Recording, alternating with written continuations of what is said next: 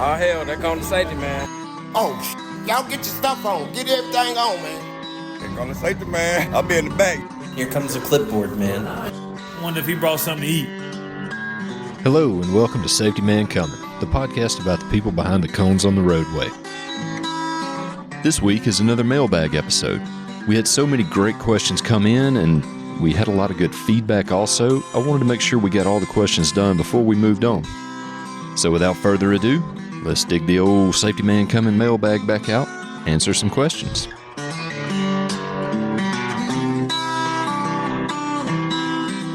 First question is on silica. So it says, is there a certain procedure for road construction that they use to keep the employees safe from breathing silica dust when cutting concrete?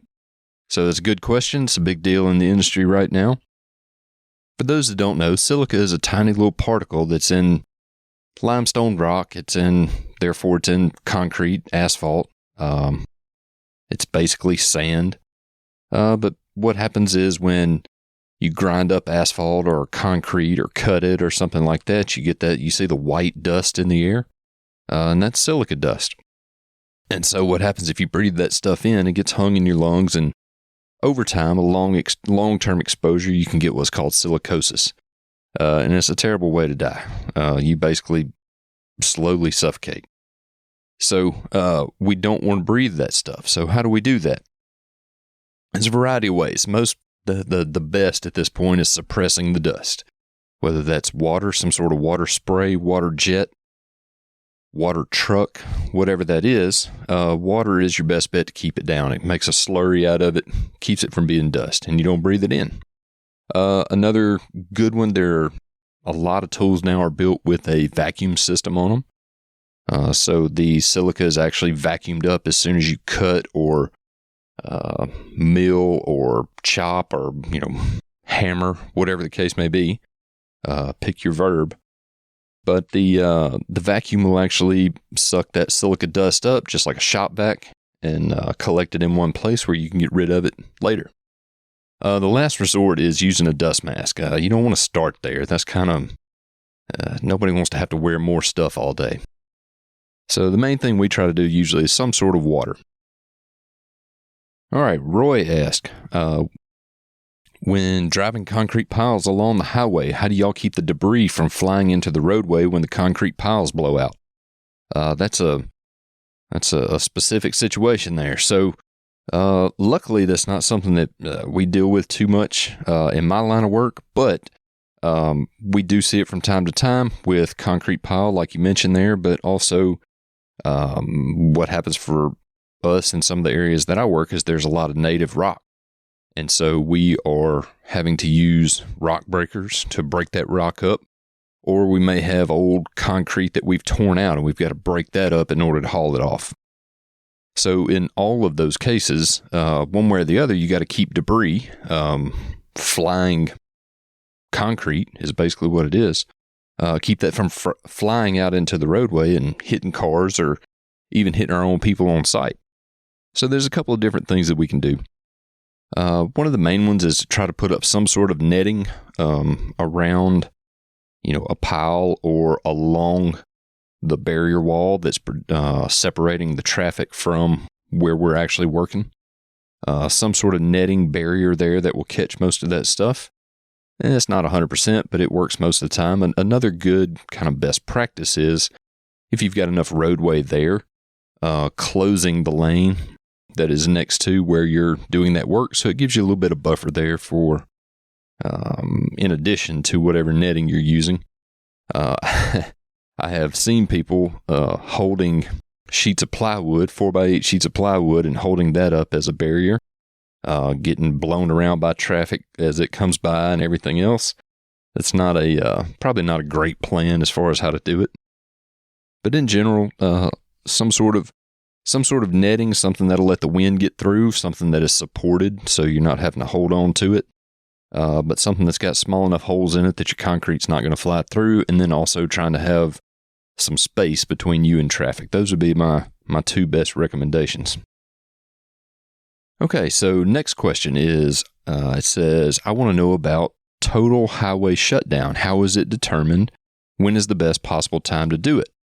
And the question goes on to kind of talk through, they had a bridge get damaged, and they didn't fix it during the 2 years of COVID when everybody was kind of at home. They chose to start in late 2022 to start repairs. And they sound pretty bitter about it. So I don't know specifically, but, let's just kind of talk through it. In general, we hardly ever get to shut the total roadway down. We would love to. It makes our job so much easier when we don't have to worry about traffic. You remember one of the times we were talking about, imagining what it's like to be a worker on a crew on the interstate. Basically, think about being in your office and the entire day traffic is driving by at 60, 70 miles an hour, 6 to 10 feet away from you. So if we could eliminate that eliminates a huge hazard for us. It eliminates some of the traffic issues. It eliminates having to do all this traffic control. It makes it to where we could do a lot more work in a lot less time, which is what everybody wants, right? You want us to get done and get out of the way. The challenge with that is that, people get irate when the road gets shut down. Most people seem to only know one way to get somewhere, and legitimately, sometimes there's only one way to get somewhere. So, people tend to get pretty irate. When people get irate, they start doing things they wouldn't normally do, like calling their Congress people, and things like that. And those Congress people turn around and call people at your state DOT. And very, very quickly, those kind of projects go out the window. There is not nearly as much total shutdown of the roadway as we would like. It would be a whole lot easier, but I'll get off my soapbox a little bit about that. So to kind of hopefully answer your question, how is that determined? I would say, every job is going to be different. Most jobs are not going to have a total shutdown. Now, if it's a bridge, an overpass, something like that gets damaged, there's work that's going to have to go on that is elevated. Maybe there's parts of the bridge that have to be replaced. You're going to use cranes. That kind of thing is probably going to draw especially if it's a repair of an existing one, that's the kind of thing that's probably going to draw a total shutdown just because of the risk involved, the space involved needed to set up cranes. There's a solid possibility that would be the case. I got to work on a project for a little bit a few years ago outside of Chattanooga where they were going to totally replace a bridge over I-24, and the plan was to do it over a weekend, which sounds crazy, and it kind of was. But the plan was to shut the roadway down entirely, put all the interstate traffic onto different roads, just basically run them up to the exits to the overpass there, and then let them go back down the entrances. And do that from a Friday afternoon and be done on a Monday morning. So for months and months ahead of time, they had to actually build the new bridge that was going to go in its place. And they built it, I don't know the exact distance, but let's just, for number's sake, let's say it's 100 yards down. They basically built the exact bridge in two giant pieces. Think of if you're looking down the roadway, the left side and the right side. And they built the entire thing there. And all they had to do was tear out the old one and then take some very, very large jacks and jack this other one up and move it into place and set it down where the old one was. Say it really fast, there's nothing to it. So, that's the kind of thing that should take place over the course of a weekend, call it 48, 72 hours, something like that. But just like with any project, things pop up.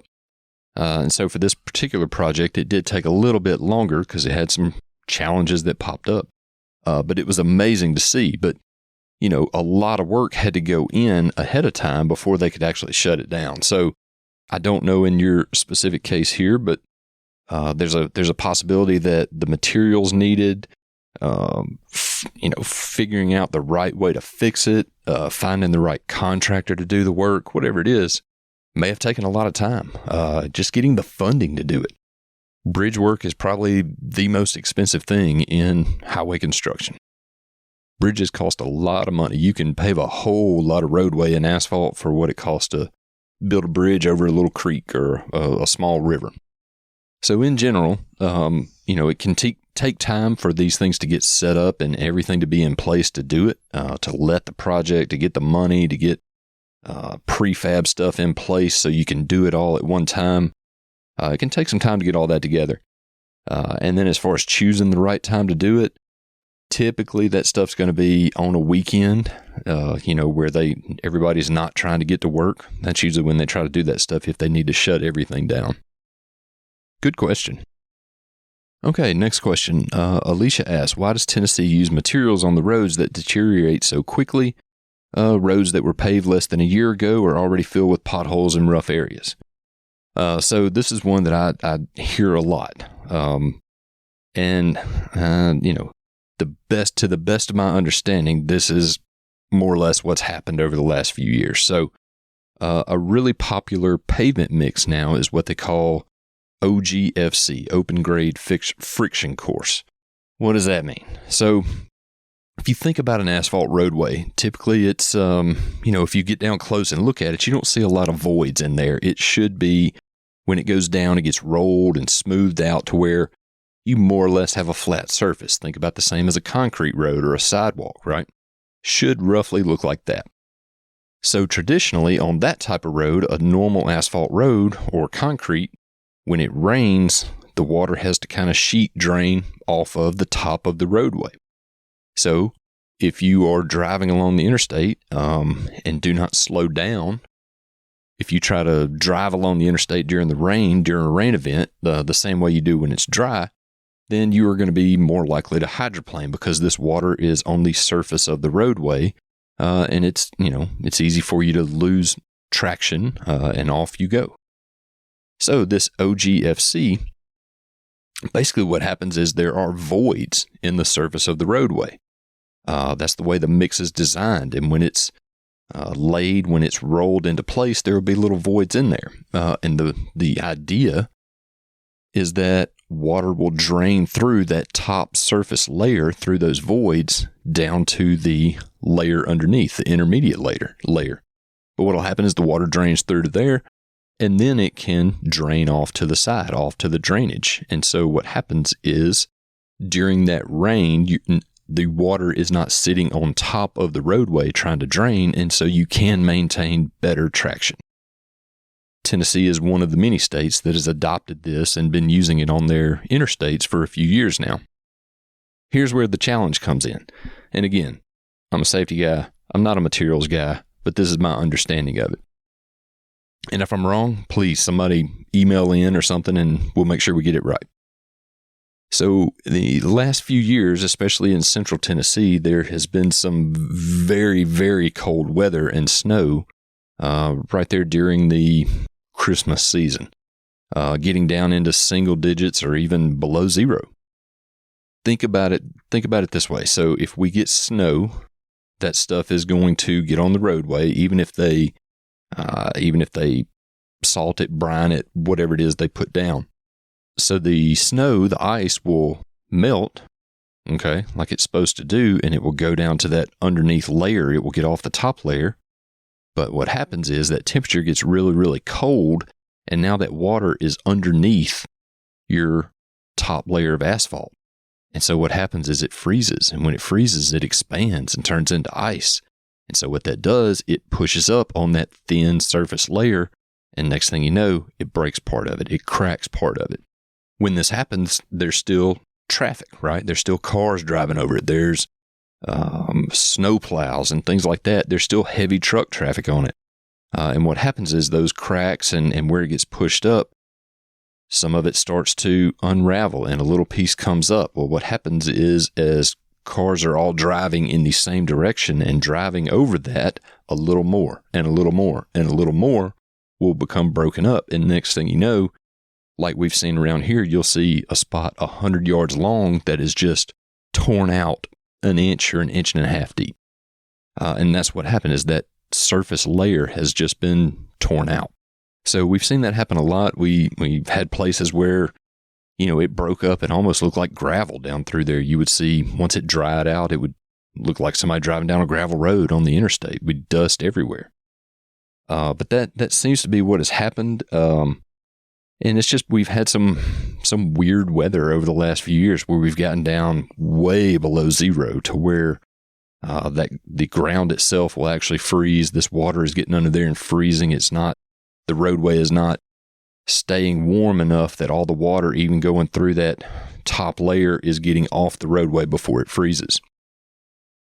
What are we going to do? I don't actually know. Hopefully it doesn't get that cold that often.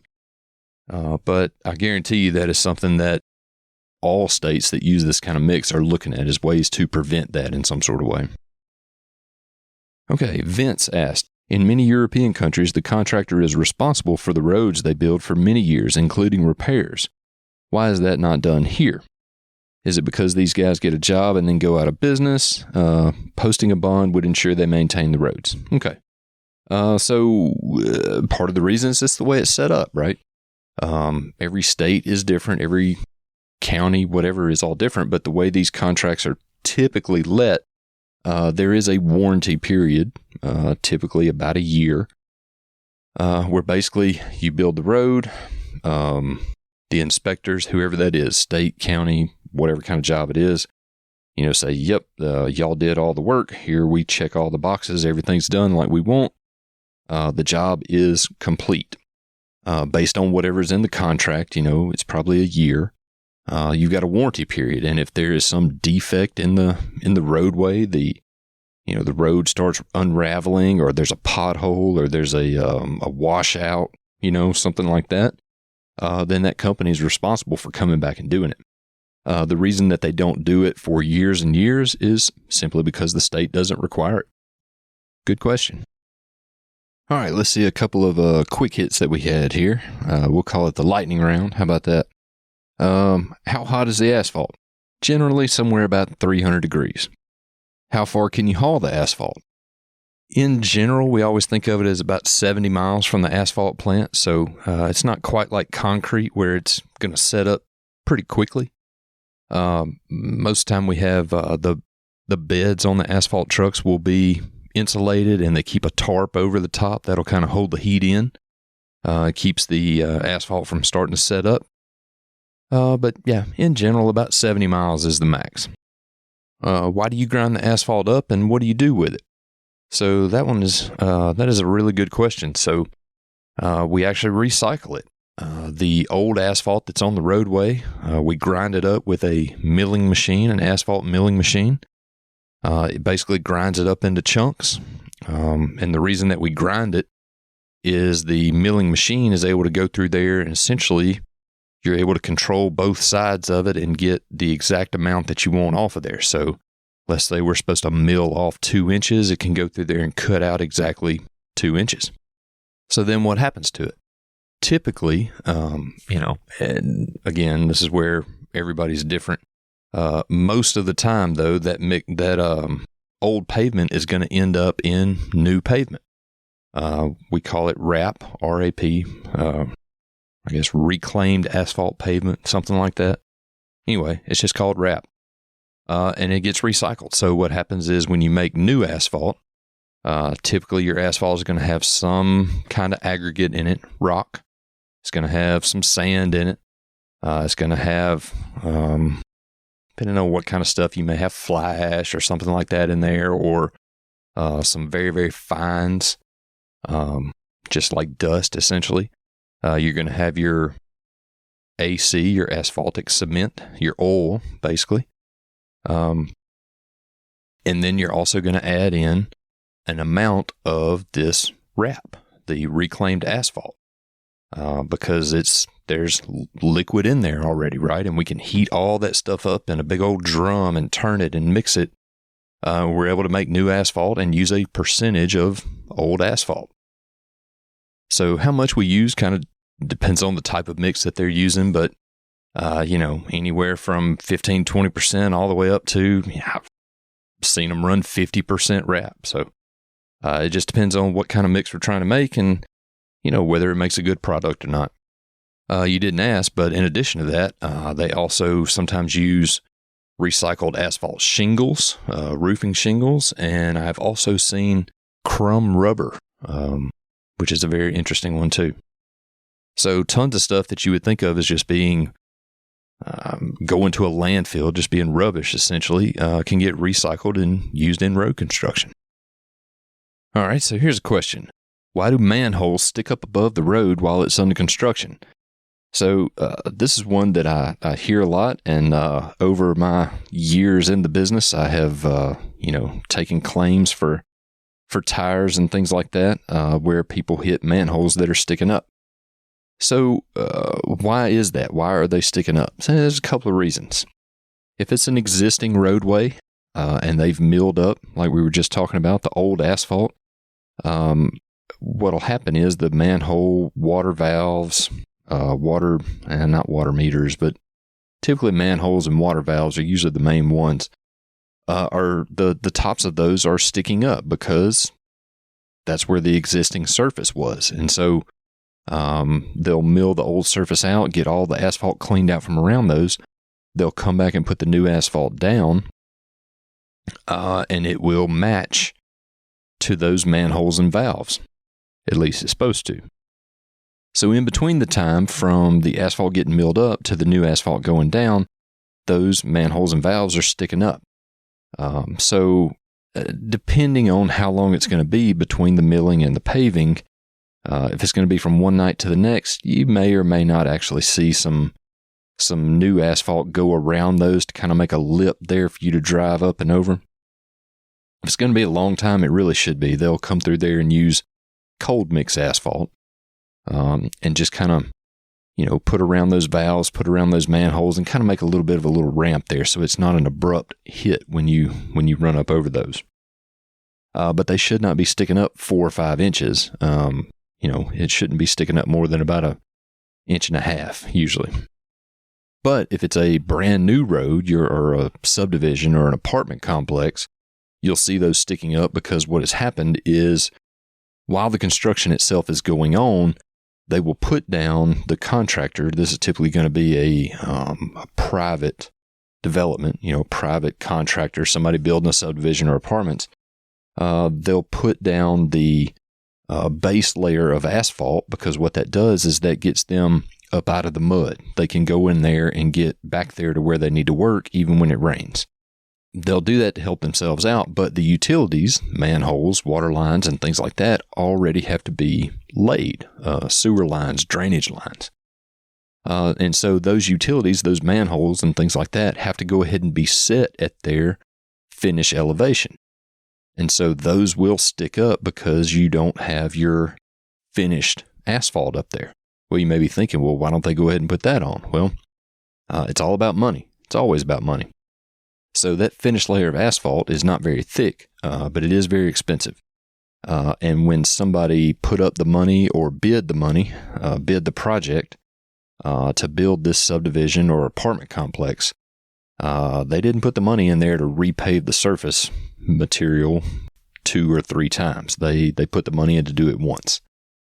So you'll get that base layer down. It's usually pretty hardy. The manholes will stick up, but you can do all the work. And then when everything is done, everybody's gone, they wash the road and everything is ready to go, they'll start at the back and work their way out, putting down that final lift of asphalt, and then they're done. So you see it on subdivisions from time to time.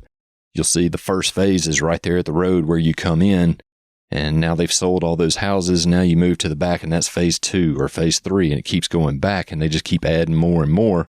And they'll never actually put that final lift on there. So all of your manholes all the way through the subdivision are all sticking up. And when you get over to the curb and gutter on the side of the roadway, it's sticking up. Water doesn't drain right and all this stuff because they've never actually put the final lift on there. So if you're on public roadway and you see that happen, and like I said, if they're coming back very quickly, like the next day or the next night to pave it, you may not see a whole lot, but if it's going to be there for a while, you'll see them put that cold mix around there to give you a little bit of a ramp to get up on it. And that may be an indication that it's going to be a little bit before they can come back. All right, another question was, why do they spray tar on the road before they pave it? It's a good question. Typically, it is what we call tack, and it's like an emulsion. It's a water and liquid asphalt mix. It can be used it can be liquefied at a much lower temperature than just regular asphalt. Regular asphalt is like cooking oil. It's like 350 degrees in order to get it to move. Otherwise, it's like, it hardens up. So by doing this emulsion, you can run it at about 180 degrees. It's not as hazardous if you get it on you. It sets up much more quickly on the ground, so you don't end up with it on people's cars and things like that. Why do they put it on there? It is basically like a binder. It helps the level that the asphalt is on, your base level, your binder level. You put it down, and then it helps the next level of asphalt that's going on top. It helps them bind together and kind of hold together. Like I was saying, there are two different kinds. There's the tack. That's usually what most people are using. Typically, it's called a trackless tack. After about 15 minutes, it's usually pretty much set. It's not going to get on your car. But there's also some jobs call for you to use liquid AC. So it's 350 degrees. It's going to be sticky as all get out. It's not used as often, but it's still out there. Last question comes from our friend of the show, Max Watson. And he says, how do you work all those hours?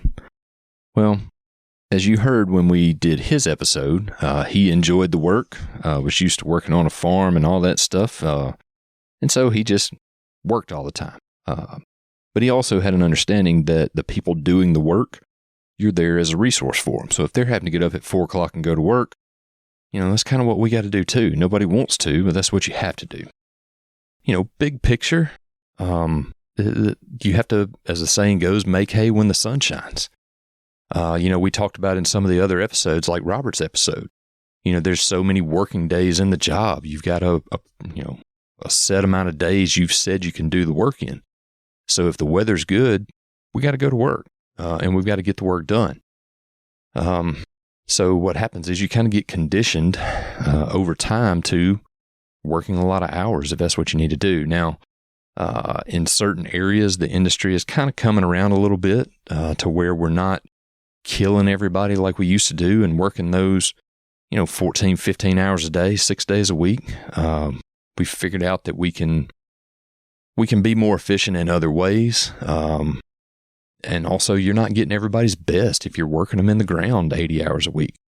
There is a point where, the productivity is just not there. And I think that's what more and more companies are figuring out. There's an amount of hours, an amount of overtime that people can work effectively. And there's a point where you get past that and you're just a warm body on site. You're not actually as productive as you could be. And you're a safety hazard also. So, how do you work all those hours? Well, you do it because somebody told you to.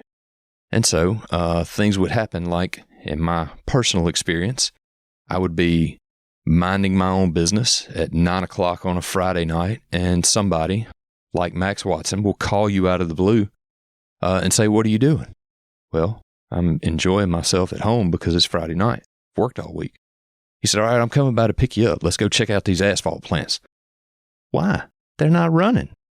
He said, oh, that's the best time to look at them when they're not running. And so I would spend the next 3 or 4 hours on a Friday night or Saturday night, whatever's convenient, riding around all over, Memphis and half of Arkansas looking at asphalt plants. In addition to that, you may have someone like Max Watson who would say, hey, what are you doing this weekend? Well, we don't really have anybody working, so probably, gonna do this or that, go ride a motorcycle or something. Well, we got some folks working over in West Arkansas, over around Fort Smith. I'm gonna go check them out tomorrow. Why don't you go with me? Okay, I'll pick you up about 4:30 in the morning. Yep. So, even though you've worked all week, you may spend somewhere in the neighborhood of about the next 14 hours or 15 hours driving all the way over to Fort Smith, Arkansas, finding out that nobody actually worked that day. They went home, looking at the job, looking at the equipment, just kind of getting your eyes on things, and then driving all the way back and making an entire day out of it. But, it's all part of it, and it's all part of the experience. And sometimes when you do things like that, that's when you learn something. maybe it makes me sound a little crazy, but this industry really does grab you. If it's a fit for you, I never planned on staying in it for one, but for sure didn't plan on working some of the hours that I did. But you very much develop a sense of responsibility that these are my people. This is my job, and not that it's mine per se. I'm saying that all of us get that feeling. You get a sense of responsibility about the job and the work getting done and taking care of the people that you work with.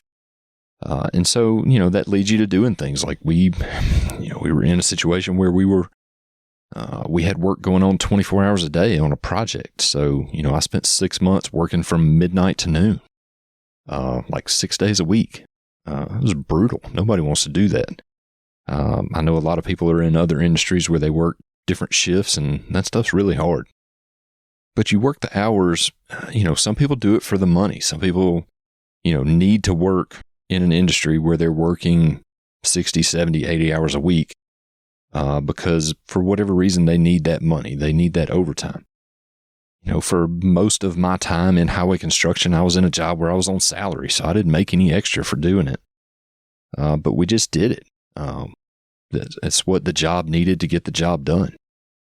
In Max's episode, I kind of picked on him a little bit, but he talked about when you had day crews and night crews. You'd work days, you'd go home and get a nap, you'd go out for the night crew for a little bit, you'd come home, take a nap, go back in for the next morning. And, we've all done that, especially when you're in a one-person operation. And I've done that a couple of times in my life. You have crews working days, crews working nights, and, you're the only person there as a safety person, and everybody kind of needs you. So, is anybody checking up and saying, hey, I didn't see you on a night job last night? No, they're not. But you feel that responsibility of, all right, if something were to happen, if something gets missed because I didn't go out there, I'm going to feel responsible for that. So you end up, you do the hours because that's what's needed. Hopefully if you're in this business, you're not in a situation where you're working the hours because they're just working you to death. Hopefully that's not the case. You can do those things for a small amount of time to finish a project, to meet a goal, whatever that is. It takes good communication to keep everybody on the same page with that and keep morale up. It's just a way of life that, hey, we work 70, 80 hours a week. That's just what we do. I mean, that's really an old school mentality at this point. I don't think it's necessary anymore. It doesn't seem like it is. So why do we work the hours? How do you work the hours? It comes down to you love the work.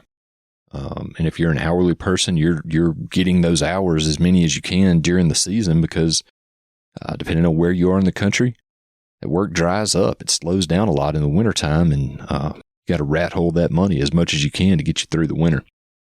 Outside of that, if you're on some sort of salary, it's you love it. You feel responsible. And there are people counting on you. So you just do it. We probably do sound crazy now, don't we?